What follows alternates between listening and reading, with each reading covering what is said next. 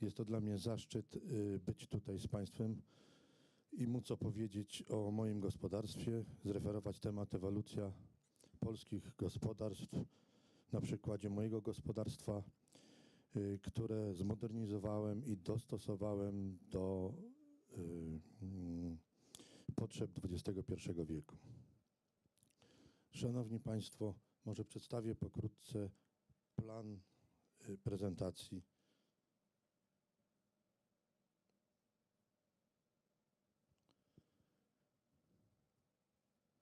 Chciałbym powiedzieć kilka słów o sobie, o mojej rodzinie.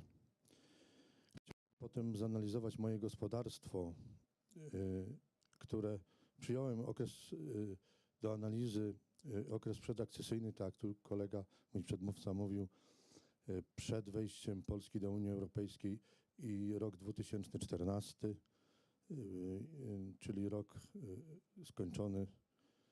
Potem chciałem kilka słów powiedzieć o moim gospodarstwie i o polskich gospodarstwach, rozwoju polskich gospodarstw. Kolejnym tematem, który chciałem poruszyć, bardzo ważnym, to są grupy producenckie. Grupy producenckie są dla rolników teraz bardzo ważnym tematem. Na tym temacie też chciałem się chwilę zatrzymać. W kolejnym punkcie chciałem się trochę pochwalić, że nie jestem takim zwykłym rolnikiem, przeciętnym rolnikiem. Trochę działam. I w ostatnim punkcie chciałem podsumować moją prezentację. Szanowni Państwo, jestem mieszkańcem Gostkowa. Jest to miejscowość położona blisko Torunia. Toruń, nie wiem, czy Państwu się kojarzy, jest to miasto, gdzie urodził się Mikołaj Kopernik. Jest to miasto, stare miasto w Toruniu jest wpisane na listę zabytków UNESCO. To takie znane, międzynarodowe. Tam blisko 13 km od Torunia mieszkam. Gospodarstwo prowadzę wspólnie z żoną i z synami. Pozwoliłem sobie umieścić na tym slajdzie moją rodzinę. Zadowoloną, chociaż praca jest ciężka. Prowadzimy gospodarstwo pokoleniowe. Mój tata przejął gospodarstwo po moim dziadku, ja przejąłem po tacie. Cały czas rozwijamy to gospodarstwo. Szanowni Państwo, jeżeli chodzi o mnie, cały czas działam w grupach producenckich. Jestem również działaczem w ODR-ze, czyli ośrodkach doradztwa rolniczego. Byłem kiedyś radnym w gminie, radnym w powiecie. Aktualnie również działam czynnie jako członek Rady Nadzorczej w gminnej spółdzielni i jestem członkiem Rady Nadzorczej w Banku Spółdzielczym. To, co chciałem powiedzieć i chciałem się pochwalić Państwu, jak mój szanowny przedmówca powiedział, jestem pierwszy w województwie kujawsko-pomorskim, który odważył się sięgnąć po fundusz przedakcesyjny SAPARD i z tego SAPARD-u skorzystał. Powiem może kilka słów, zatrzymam się tutaj trochę dłużej, powiem kilka słów, jak to było. Nie bardzo rolnicy chcieli sięgać po te pieniądze z Unii Europejskiej. Uczyliśmy się wszyscy, ja się uczyłem jako rolnik, uczyli się pracownicy ODR-u, jak wypełniać te wnioski. Uczyli się pracownicy Agencji Restrukturyzacji i Modernizacji Rolnictwa. Było to ciężkie zadanie przejść przez ten gąszcz papierów i przepisów. Udało się. Trzeba powiedzieć, że później, jako ciekawostkę Państwu powiem, wiele osób przyjeżdżało do mnie i prosiło, żebym pokazał przelew z Unii czy z Agencji Modernizacji, że rzeczywiście takie pieniądze wpłynęły na konto. I to stałem się żywym przykładem tego, że pieniądze wpłynęły i za moim przykładem poszli inni rolnicy. Szanowni Państwo, chciałbym jeszcze powiedzieć teraz o moim gospodarstwie. Przedstawiłem tutaj charakterystykę gospodarstwa w roku 2004 i 2014.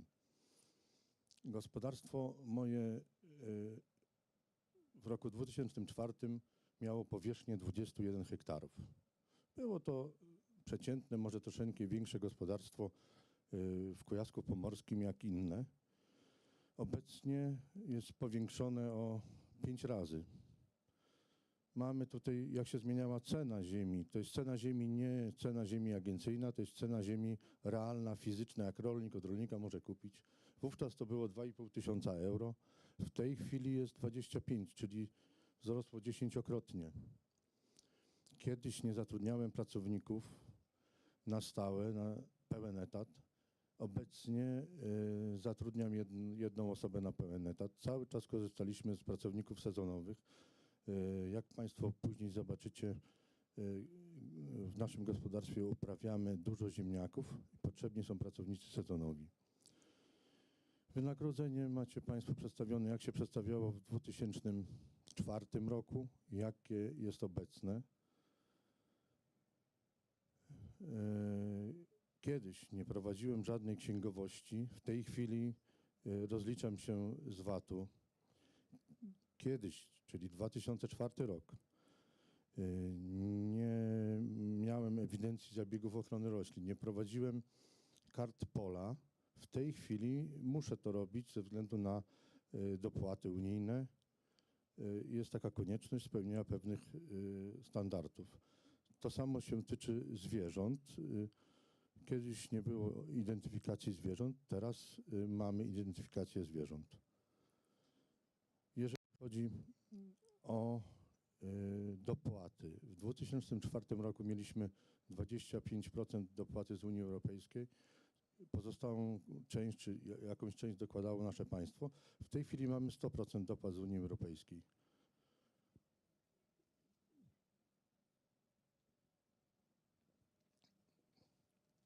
Szanowni Państwo, kiedyś było kontrole, które miało moje gospodarstwo, były sporadyczne i była ich mała liczba. W tej chwili jest więcej kontroli,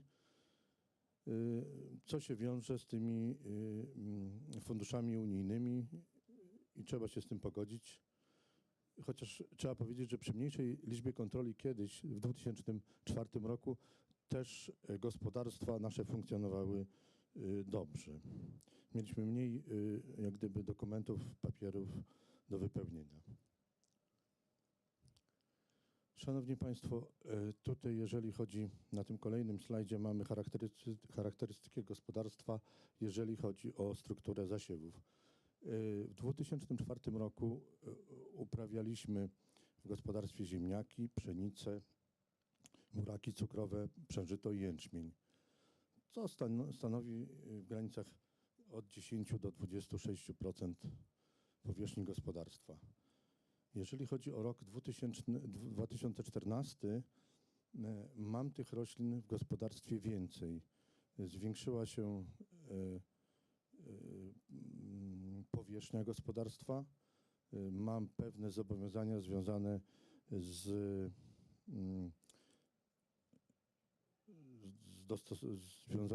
obostrzenia, związane z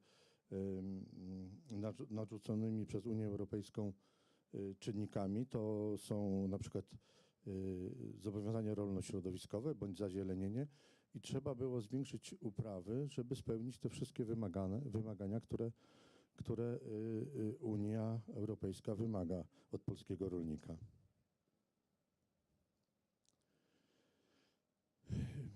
Szanowni Państwo, na kolejnym slajdzie mamy przedstawioną produkcję zwierzęcą w 2004 roku. Nie była to duża produkcja, powiem tak, bo wówczas byłem w czasie zmiany produkcji. Kiedyś chowaliśmy owce i wchodziliśmy w produkcję trzody chlewnej. Produkowaliśmy jej 250 sztuk w ciągu roku. Była to produkcja niewielka, chociaż na tamte czasy znacząca. Było 5 buchajów w ciągu roku sprzedawane i były kury i kaczki na potrzeby domowe chowane. Jak to się przedstawia w 2014 roku?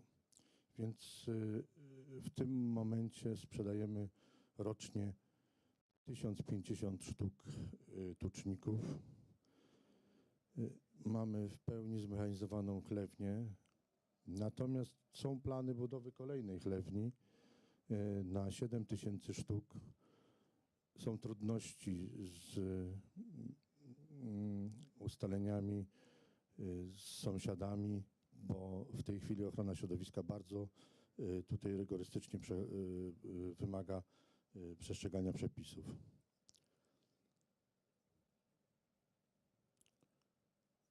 Szanowni Państwo, mamy tutaj na kolejnym slajdzie wyświetlone w 2004 roku stan średni maszyn. Maszyny rolnicze, które miałem, miały średnio 18 lat. Natomiast w 2014 w wyniku skorzystania z funduszy unijnych, głównie te fundusze unijne poszły na zmechanizowanie gospodarstwa. Średni wiek maszyn to 11 lat. Tak, wcześniej wspomniałem, korzystaliśmy z funduszu SAPARD. Były to lata 2002-2004. W wyniku skorzystania z tych funduszy zmodernizowaliśmy przechowalnię ziemniaka, zakupiliśmy skrzyniopalety, zrobiliśmy również wentylację w przechowalni. Kolejnym funduszem, który był realizowany w Polsce w latach 2004-2006, był to sektorowy program operacyjny. Z tego programu nasze gospodarstwo zmodernizowało stodołę, adaptując ją na przechowalnię. Zakupiliśmy wózek widłowy, zakupiliśmy ciągnik i maszyny rolnicze i tutaj została wybudowana również nowa chlewnia. Ten slajd pokazuje, jak bardzo pomoc unijna tutaj wpływała na modernizację i odnowienie parku maszynowego. W kolejnych latach 2007-2014 inwestowaliśmy nadal w maszyny, były to kombajn zbożowy, wywrotki i klimatyzacja w stodole.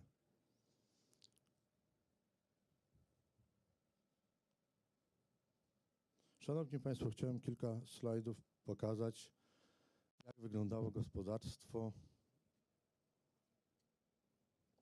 Przepraszam bardzo, jak wyglądało gospodarstwo przed wejściem do Unii Europejskiej. Był to nasz budynek chlewni.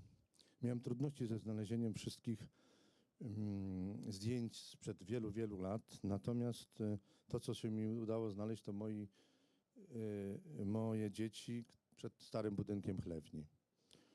Był nieładny. Trzeba było ręcznie wyrzucać obornik. Trzeba było ręcznie zadawać paszę. Wentylacja była kiepska. Tak się przedstawia ten budynek po modernizacji. Ja go adaptowałem na magazyn. W tej chwili widzicie Państwo, zupełnie to inaczej wygląda. Również na budynku widać u góry, nie wiem, czy ja jestem w stanie tu wyświetlić, nawet założyliśmy solary, korzystając tutaj z energii słońca i ogrzewamy wodę. Zupełnie inny budynek, zupełnie inny wygląd gospodarstwa. Kolejny slajd przedstawia kombajn. Kombajn ziemniaczany, którym dawniej kopałem ziemniaki. Jest to kombajn, który miał wydajność 0,3 hektara na dzień. Przy mniejszej produkcji, przy mniejszej skali produkcji, przy mniejszym areale, on wystarczał do prowadzenia uprawy ziemniaka. W tej chwili dysponujemy kombajnem, który jest w stanie wykopać 1 hektar dziennie. Na kolejnym slajdzie, Szanowni Państwo, widzimy podwórko. Może słabo widać, ale jest podwórko. takie tutaj gruntowe. Były trudności z załadowaniem samochodów ciężarowych. Wózek widłowy lgnął. W tej chwili podwórko przedstawia się tak. Jest położona kostka brukowa. Zyskał wizerunek gospodarstwa i sam załadunek przebiega w normalnych warunkach. Kolejnym zdjęciem jest wózek widłowy i świeżo kupione skrzyniopalety z programu SAPART. Wózek widłowy stary, o niskiej wysokości podnoszenia, bo 2 metry, o niskiej nośności, bo 1,2 tony. W tej chwili dysponujemy jednym wózkiem i ładowarką o zupełnie innych parametrach. To jest wszystko możliwe dzięki funduszom unijnym.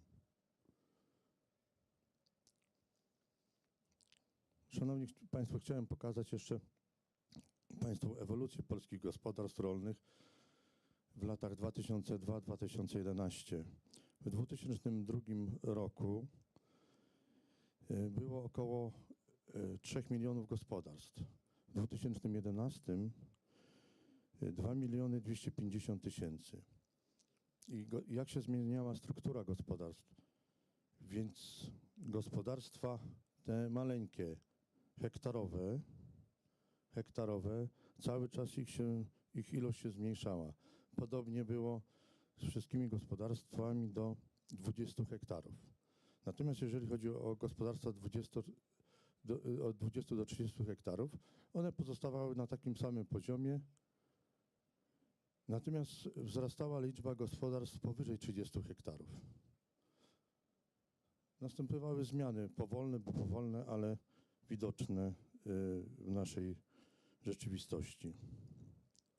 Na kolejnym wykresie chciałem Państwu pokazać, co prawda dane są nieco trochę stare, bo 2010 roku, ale chciałem pokazać, że bardzo duży odsetek, czyli ponad połowa rolników nie miała wykształcenia rolniczego. Wykształcenie rolnicze jest obecnie warunkiem uzyskania, skorzystania z programu Ułatwienie startu młodym producentom rolnym i w tej chwili się bardzo poprawiła tutaj struktura osób, które skończyły szkoły rolnicze.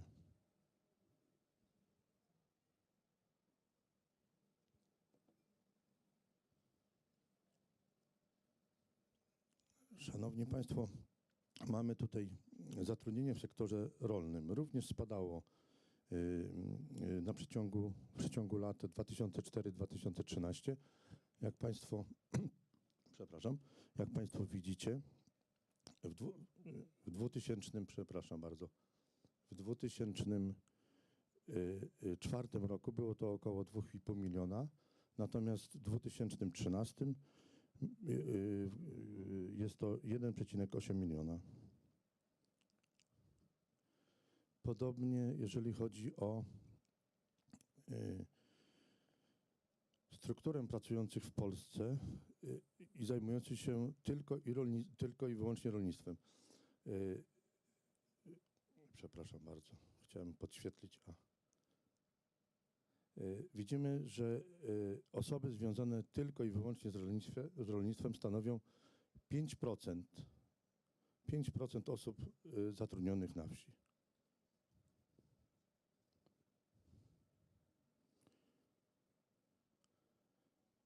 Szanowni Państwo, tu kolega przedmówca mówił o wartości czy wielkości prywatnej ziemi. W 90 roku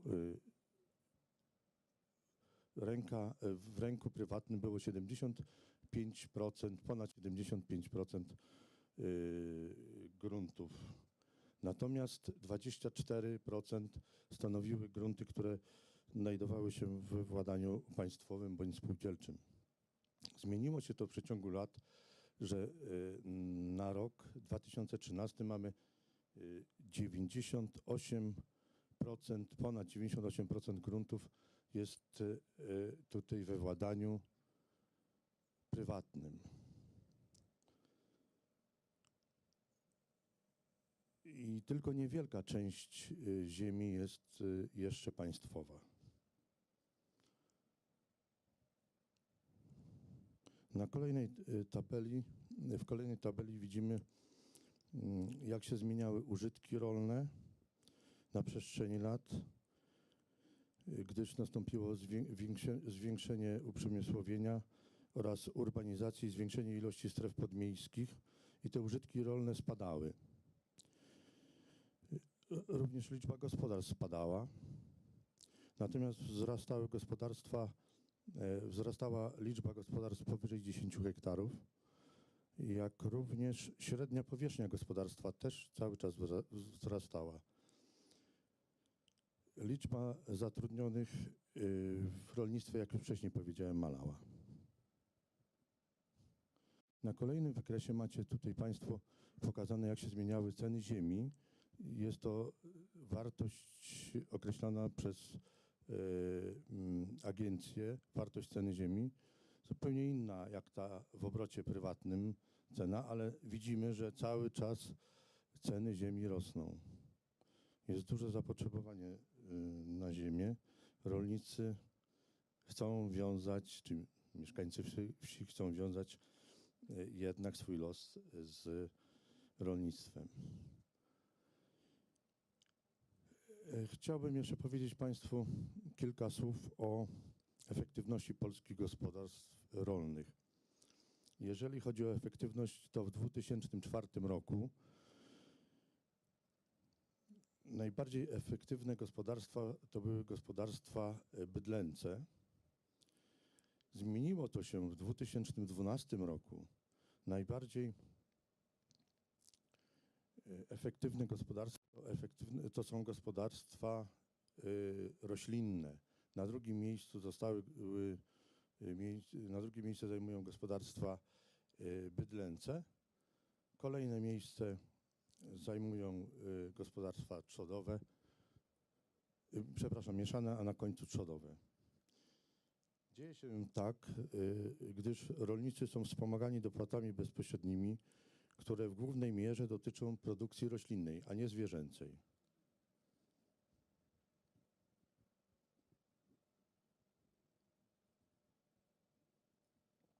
Szanowni Państwo, chciałbym powiedzieć również kilka słów o grupach producenckich. Jestem członkiem grupy producenckiej Bulwa,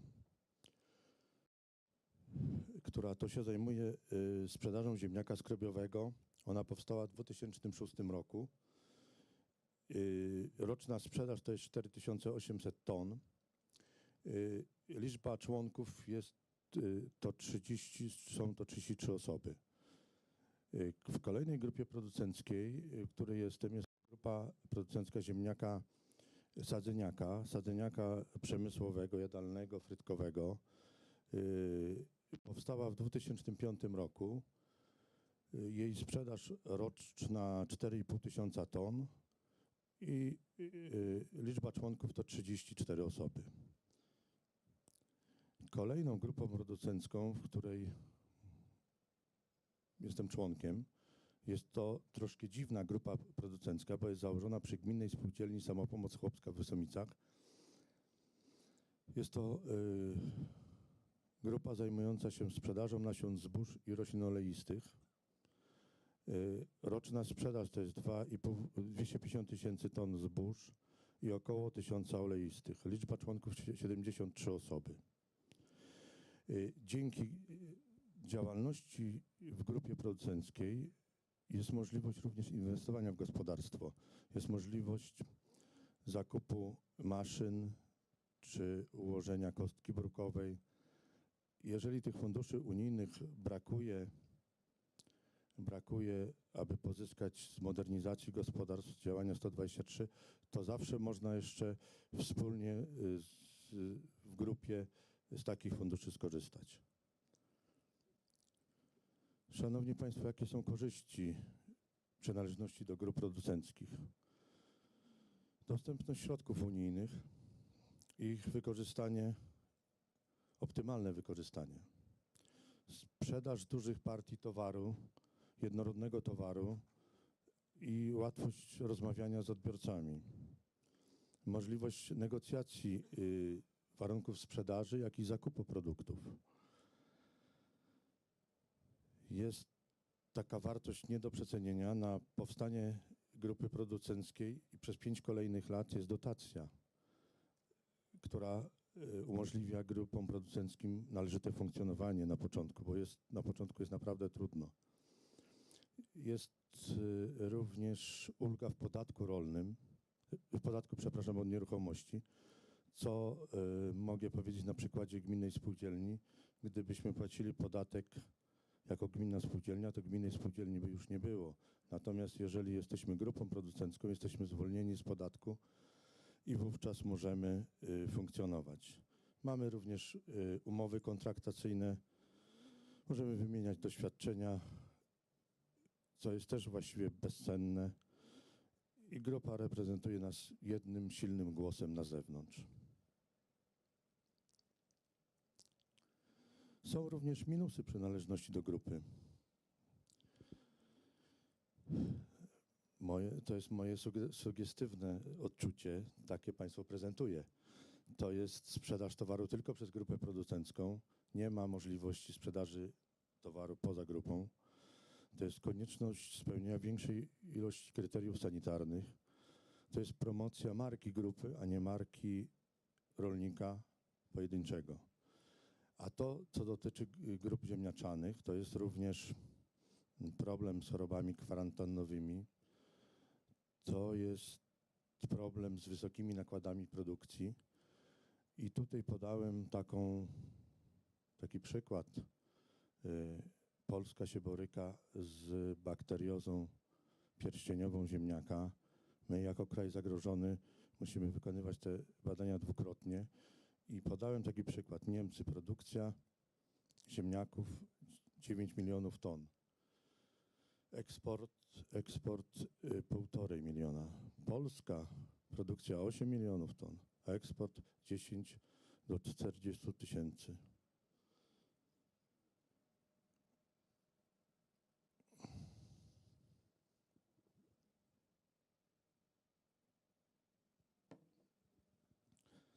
Szanowni Państwo, tutaj na tym slajdzie mamy przedstawione, jak się zmieniała ilość grup producenckich na przestrzeni lat.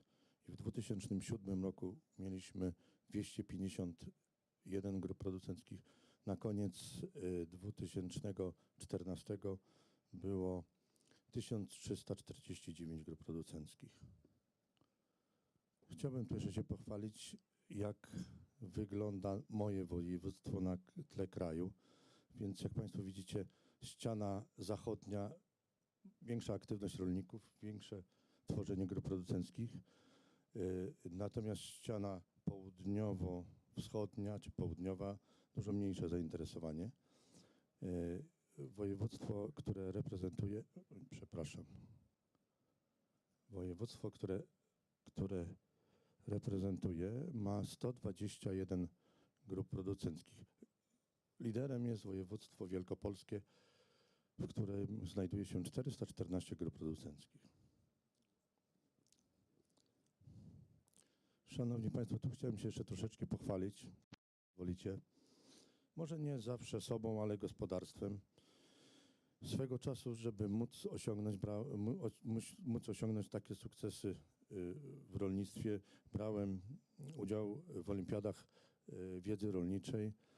Byłem finalistą 4. edycji Olimpiady Młodych Producentów Rolnych. Otrzymaliśmy jako gospodarstwo, byliśmy w finale Nagrody Gospodarczej Prezydenta. Dostaliśmy oznaczenie przez wojewodę kujawsko-pomorskiego za aktywne pozyskiwanie funduszy unijnych w 2010 roku. W 2013 roku, a rok wcześniej żeśmy pierwszy raz byli nominowani, a w 2013 dostaliśmy Grand Prix konkursu Rolnik Pomorza i Kujaw w kategorii produkcja roślinna.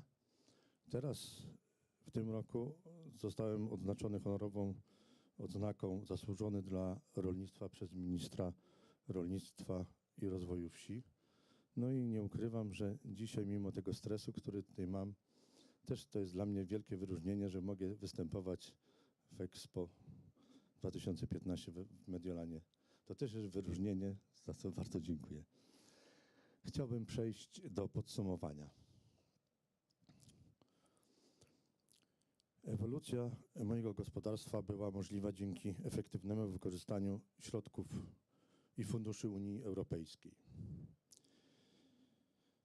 Każdy właściwie z nas, rolników, miał możliwość, równe szanse. Natomiast trzeba powiedzieć, że dzięki temu, że zdobyłem wykształcenie, że brałem udział w olimpiadach rolniczych, wspomagali mnie nie wiem, życzliwi ludzie, rodzina. Było mi może łatwiej, jak innym. I trzeba powiedzieć, że bez tych funduszy unijnych byłoby w sumie rolnictwu naszemu ciężko. Rolnictwu naszemu w Polsce, ale również wszystkim innym krajom wówczas przyjętym do Unii Europejskiej. Na zdjęciu, szanowni państwo, mamy kolegę dyrektora z oddziału regionalnego Agencji Restrukturyzacji i Modernizacji Rolnictwa w Toruniu. Ja jestem, to jest turniej szachowy Mistrzostwa Polski Szachów w Przysieku, bo oprócz mojej pasji, jaką jest rolnictwo, jestem szachistą. I chciałbym może porównać życie rolnika do szachów, jeżeli pozwolicie. Jest taka piękna, tutaj piękne zdjęcie szachownicy i załóżmy, że figury białe to jest rolnik, który ma po swojej stronie wykształcenie, ma po stronie fachową wiedzę, ma pracowników, maszyny, rodzinę. Z drugiej strony szachownicy jest przeciwnik, figury czarne na przykład.